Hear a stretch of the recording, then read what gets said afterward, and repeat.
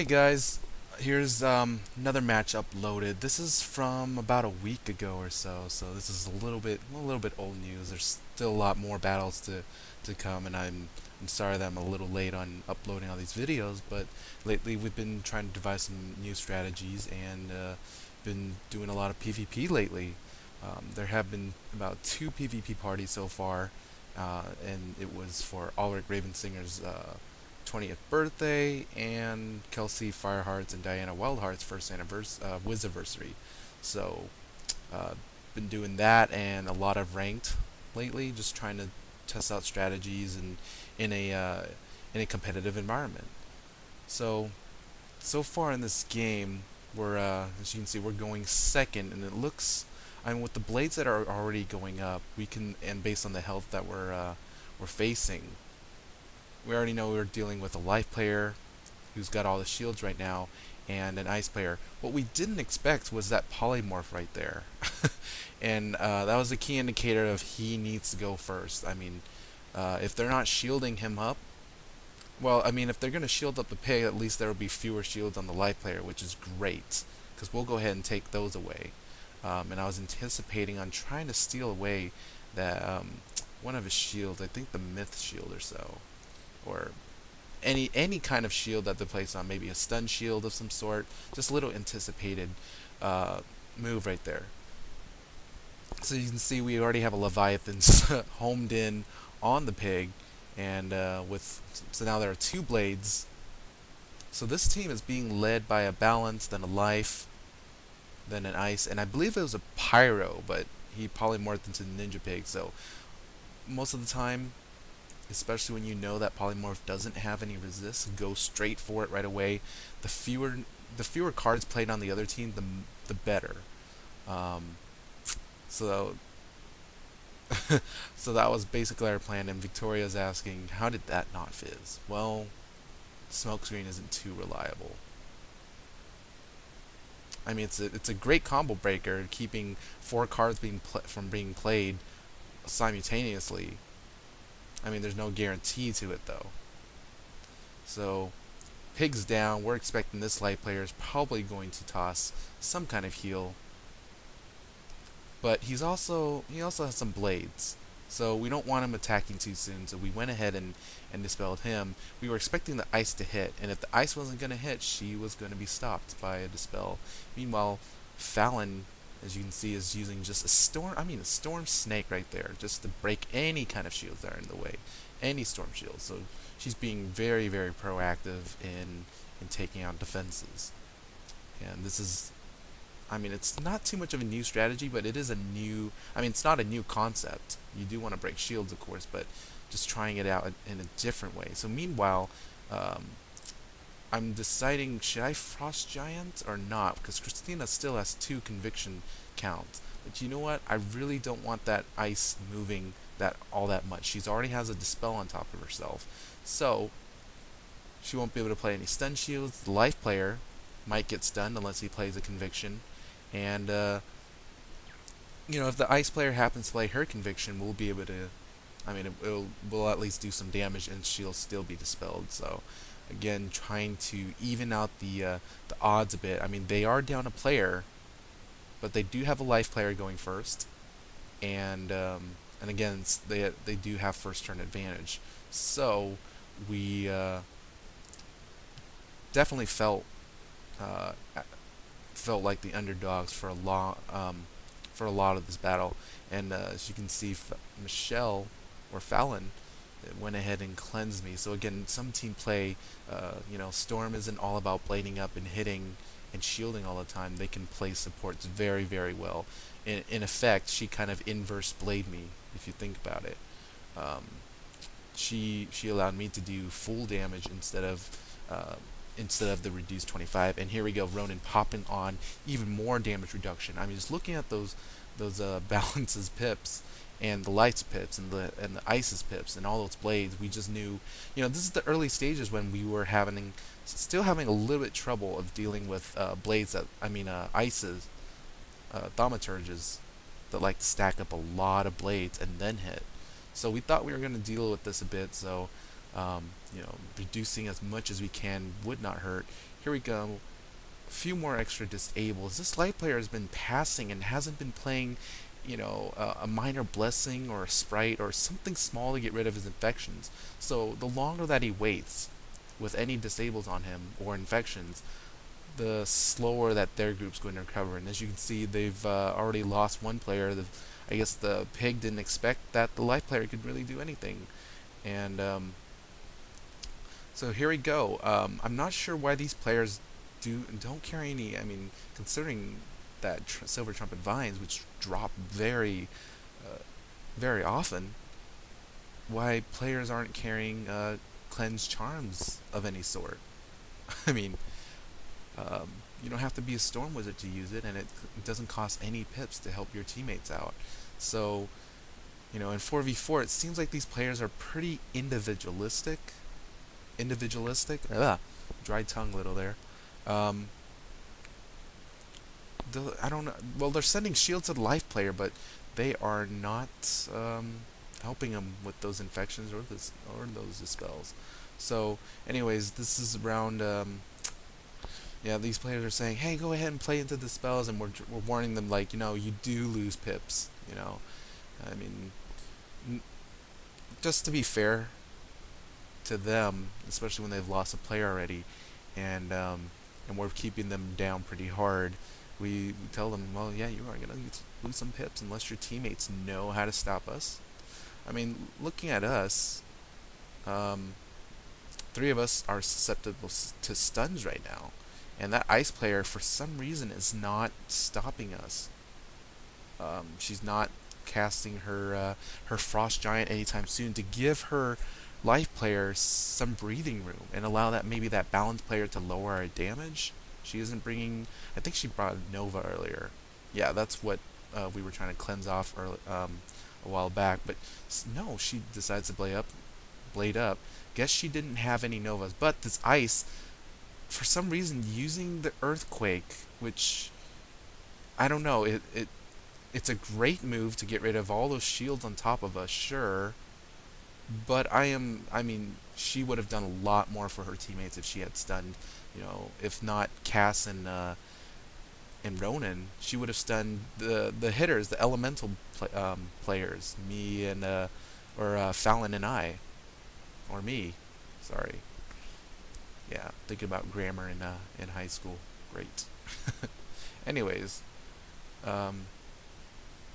yeah, I think that move kind of ruined it for her team, because I mean, the life is down to just one life dispel on top of him, but we are going for some heavy hitting. There's some shield on there. I think Fallon's reasoning was that she was gonna go ahead and just take off any shields possible and try to do as much damage as possible to the life player. And as you can see, we already brought him down to about 92 health. But so unless Christina throws him like a helping hands or something, he's not going to live through all that. And apparently she's trying to attack us. Not even a Nova. I mean, she has plenty of pips, but definitely unprepared for team heals or not being able to find the cards. So again, she could have maybe shielded or added more heals, but instead she decided to shield a little on herself too as a balanced player, which is a little bit unorthodox maybe to our team, because frankly, I mean, quite bluntly put, poor Ronan will be left defenseless. He'll usually put shields on himself, but only when he knows Fallon and Cass are well defended, and that's definitely a really strong move to do, is to be really supportive of your teammates. I mean, just there's no excuse for letting a team member fall. So sometimes if we notice like Ronan has lower health than the rest of us, of course we'll try to protect him too. I mean, it's all about equilibrium within your pips and your health. You don't want someone with you don't want the other side with too many pips, and with you, I mean, if you don't want the other team to be able to do anything with too many pips on their side while you don't have any. So again, dispels can really help you out in that when your teammates are making sure that, hey, you're not going to get kicked in the knees while you have your eyes closed. You know, at least you have your hands in the way somewhere. Um, I like to make a lot of anatomy or analogies based on anatomy.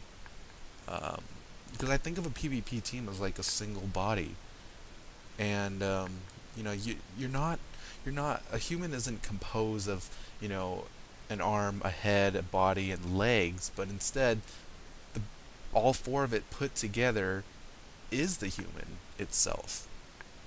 If that makes any sense. You know, the hand was made for like grabbing onto things and being able to hold and grip. I mean, we don't have flippers or anything to slip on, but it also, I mean, there are limbs, you know, and especially in martial arts, I mean, you can use these limbs for protecting your body.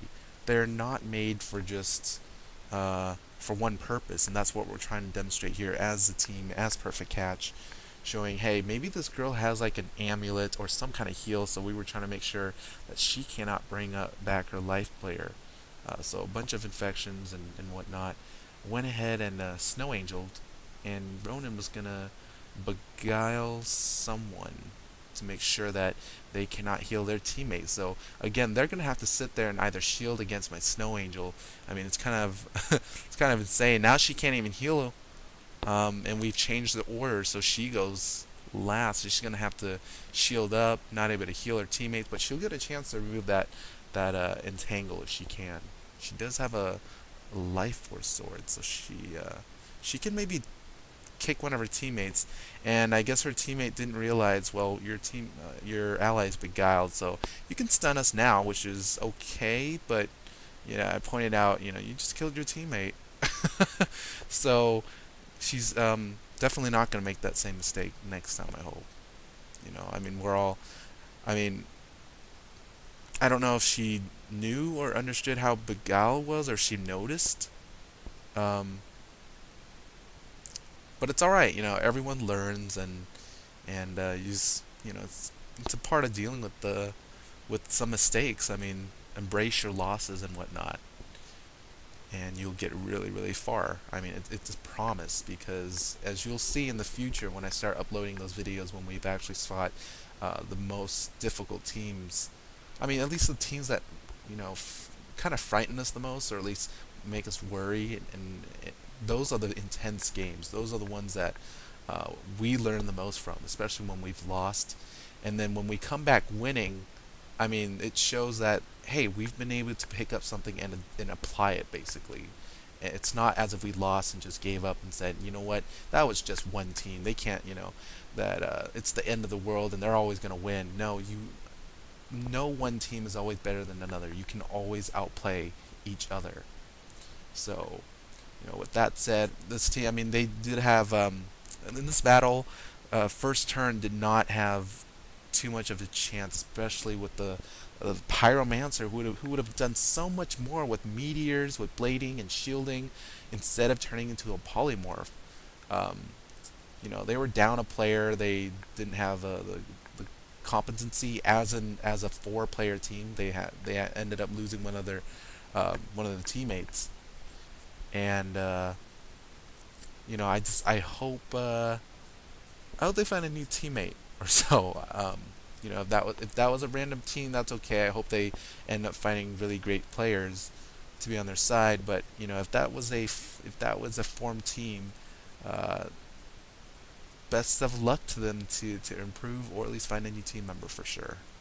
You know, so don't ever flee a battle, even if you've lost. I mean, if that life player, I think if the balance and ice player had been more supportive of allies around them, that life player would have had no trouble despite the number of dispels that went on him. I mean, and you'll see what I mean in a lot of future battles, that a lot of teams are very great at supporting their own friends or their own allies, and really it doesn't take too much to overcome those dispels and whatnot. And so anyways, thanks for checking out this video. There wasn't, I mean, it wasn't too intense of the game, but I just, I figured this is a great match to show some mistakes that will happen in ranked PvP when you're in a group of randoms. So rule number one: don't use a polymorph unless you have to. Don't assume that, oh, I've got first turn, I'm just gonna morph and use the awesome skills from my polymorph, because you don't have it. You're trading all your gear stats, which are resist, accuracy, hit percentage, health, for something that's a monster. It's a mob in the spiral. You don't want to be a mob in against 4 wizards who have completed Celestia. So, anyways, have a great day, and check out some of the vlogs that I've posted last night, and look forward to more. I promise there will be some great battles coming up. So, see you later.